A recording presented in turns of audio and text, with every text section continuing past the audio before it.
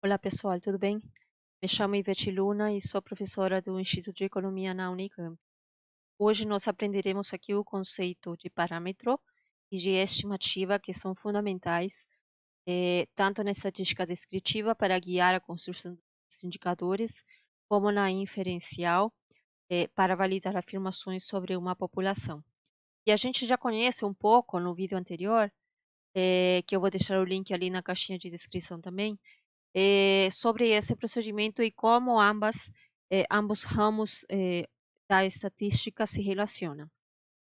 Como já foi dito, toda pesquisa aplicada tem essas duas etapas, né?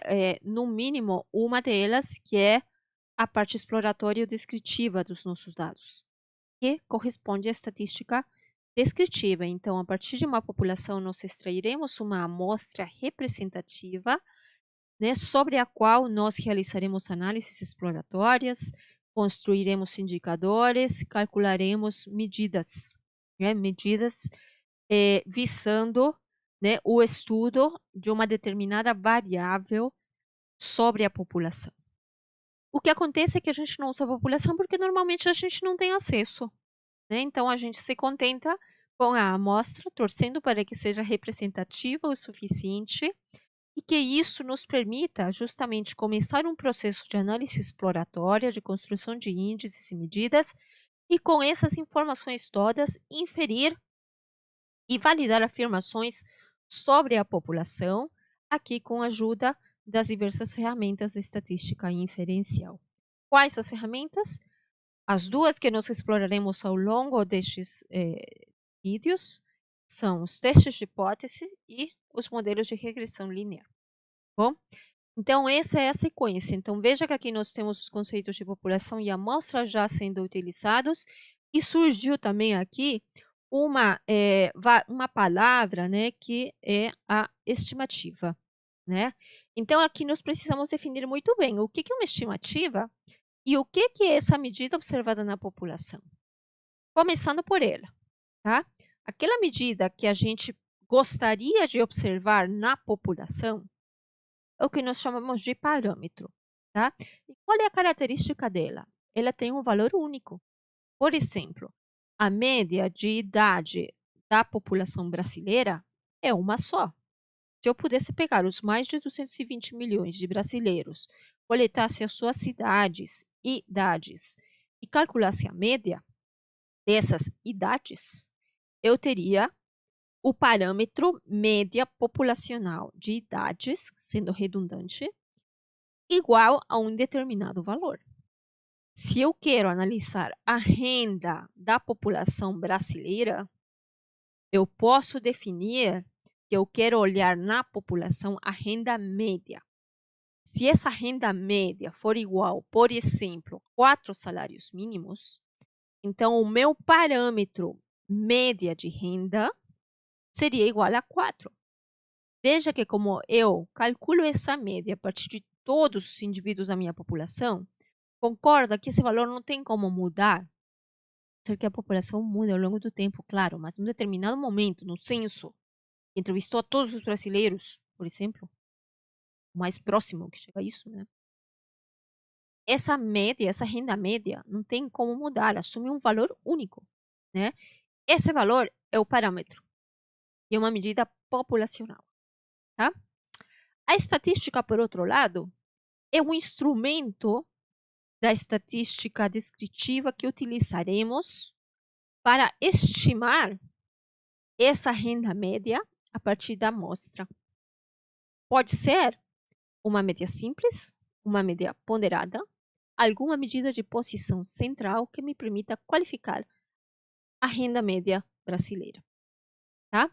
Então, é a forma funcional.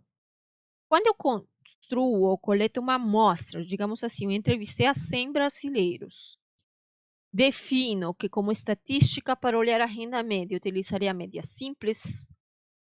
Então, a partir desses 100 indivíduos, a partir das 100 rendas observadas, eu vou calcular a média simples amostral, né? E esse valor, suponhamos que me dê 4,7. Esse 4,7 será a estimativa. E é esse 4,7 que eu utilizarei, né, é um valor aleatório, porque ele muda com a amostra. Eu vou utilizar esse 4,7 para fazer afirmações sobre a renda média populacional que a gente desconhece. Esse é o procedimento, então, em que entra, em um primeiro momento, a estatística descritiva e, em um segundo momento, a estatística inferencial, seja por teste de hipótese ou por ajuste de um modelo econômico. Bom, muito bem, para fechar isso, veja então que a estatística aqui é vinculada a uma forma funcional que depende da amostra. E a saída, o valor numérico, será chamado de estimativa. Tá bom? Então, uma coisa é o parâmetro e outra coisa é a estimativa. Parâmetro é populacional, a estimativa é amostral. Para fechar isso, suponha que você tem aqui a população, de novo, com esse tanto de indivíduos, e você queira olhar alguma média sobre essa população. Suponha que essa média seja 8.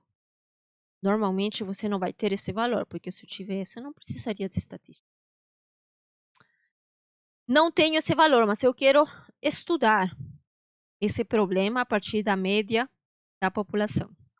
Não tenho a média, extraio uma amostra representativa, veja aqui, né, a representatividade dessa amostra, e eu preciso decidir, né, dado que eu não tenho esse parâmetro, que estimativa ou que estatística que eu utilizarei para qualificar essa medida de posição central? Será que eu vou utilizar uma média simples? Uma mediana? Moda?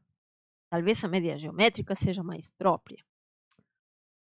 O teu estudo inicial do problema, guiado também pela estatística descritiva, te permitirá escolher a melhor medida de posição central para estudar esta média.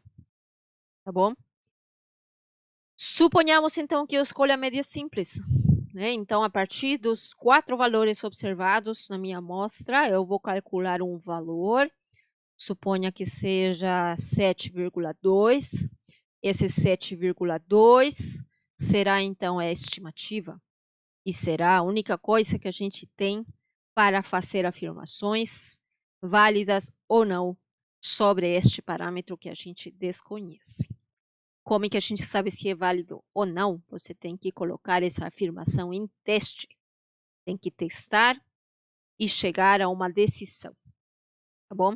Esse procedimento a gente chama de teste de hipótese e será tema dos próximos vídeos. É isso, gente. Então, muito obrigada e até a próxima.